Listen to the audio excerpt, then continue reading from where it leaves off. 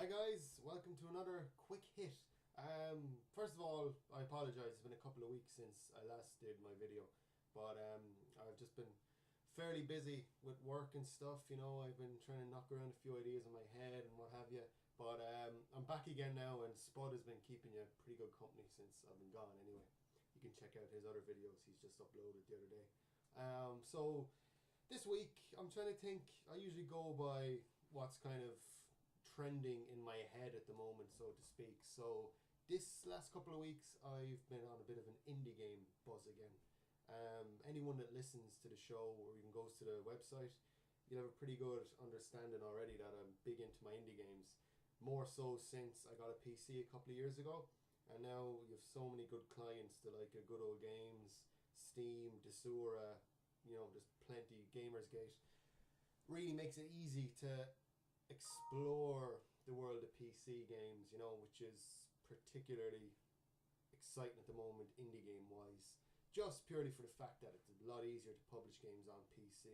A lot of independently made stuff can just get out there. Consoles over the last few years have come a long way with bridging that gap between developers, like bedroom developers, single developers, and getting their games to market, which we're looking at might continue on with the Xbox One, PlayStation 4. Again, like we said in the latest episode of the podcast, Microsoft had originally intended that you couldn't self-publish at all on the Xbox One, but surprise, surprise, they've done a little turnaround again, and now they're saying yes, even from September on, so even a couple of months before the actual launch of the console, you're looking to get kits out to indie developers, which is fantastic. Again, PC indie games are going hand in hand at the moment. And with any style of media, it can happen in the music industry, film industry lately as well, the last number of years. It's just nice and fresh to get an independent take on a particular genre of media. Just because, you see certain games at the moment, they're being channeled down a very particular avenue to appeal to certain demographics. A lot of it is about the money as well. We're not going to make any suggestions here that the gaming industry isn't about money, because at the end of the day that's what it is, but it's really refreshing to be able to throw on your PC at the moment and jump into a particularly strange array of games, something that you would never even imagine to have existed. You know what I mean? You've seen us do a few of these on our quick play videos, the likes of Octodad and Surgeon Simulator, which is another good topic to discuss, that how the indie games can really become powerhouses nowadays. Best example I can think of the last few years is Minecraft. My god, that has just become a behemoth. It's taken over everything. It's on console, it's on PC, it's on handheld. It's really become huge, which again started off as an idea where a lot of people were like, get the fuck out of here, what the hell is this looks like it was made 30 years ago, but that's the simplicity of indie games. It's just, you get a mechanic that works well. If you look at Hotline Miami as well, which is another huge one. Again, first came out on Steam, now you can get it on Vita, PS3, it's all over the place. Again, a game that looks incredibly retro, but which is really, really good, because it gives such a feel to that game, the gritty atmosphere.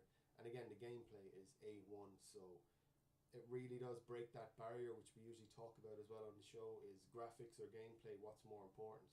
There's some people that swear by graphics. A game could play like a piece of shite, but if it looks great, someone's going to stick through it just for that fact alone. That's again why I like indie games. It could be a pixel, which again, Thomas Was Alone, which is another great game. It's on Vita, PS3. I think it's on PC as well. I'm not sure about Xbox. But again, that's literally a platformer game where you have a different range of coloured pixels, each one with a different ability. And again, it looks like Pong. That's the amount of level design you're looking at. But again, gameplay is fantastic, and they've got, I think it's Danny Wallace is the name of the guy, the English actor. He's in Assassin's Creed as well, plays Sean in that.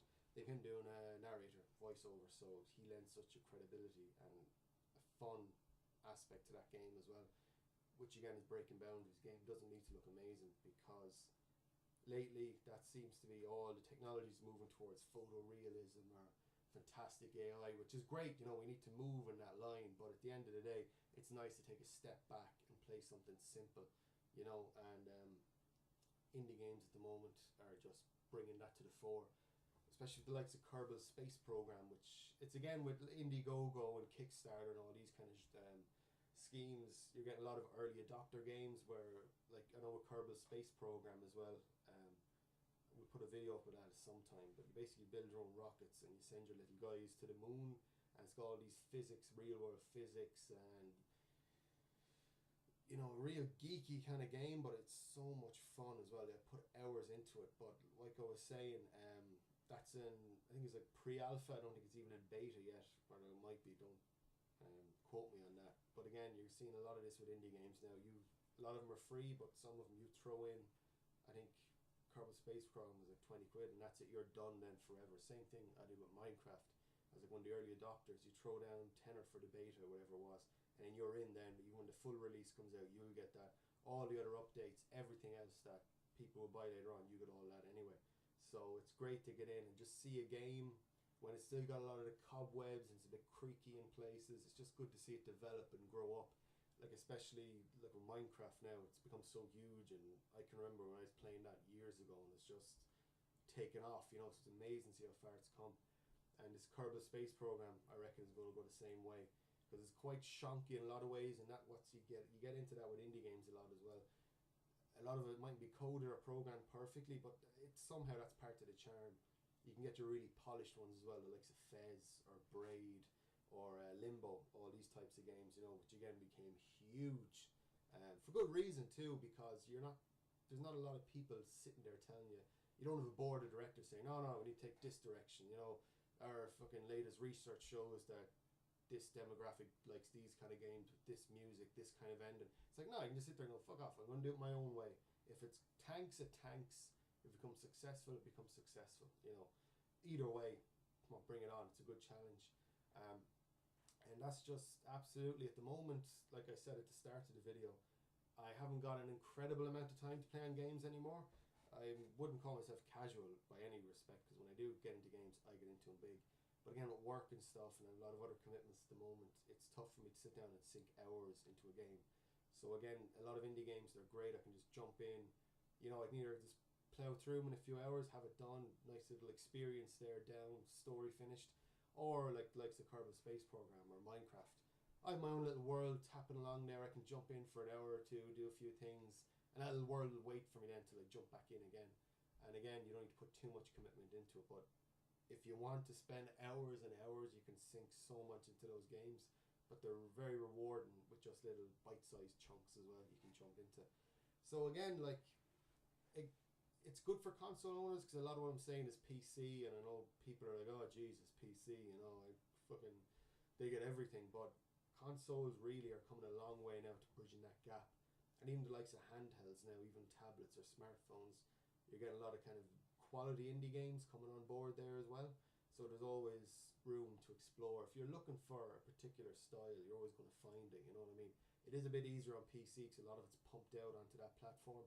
But there's a lot of little nuggets there waiting for people to jump into, Nice little breath of fresh air, and that's all I really wanted to say for this week. I'm going to look back again and see what crops up the next week. But at the moment, indie games, it's not for everyone, but for the people that do enjoy them, I just had to say a little bit of appreciation how much it is great just to get into something different for a while. So yeah, that's all I have to say this week. So check out hitstartnow.com for all of our other videos, and we will see you soon.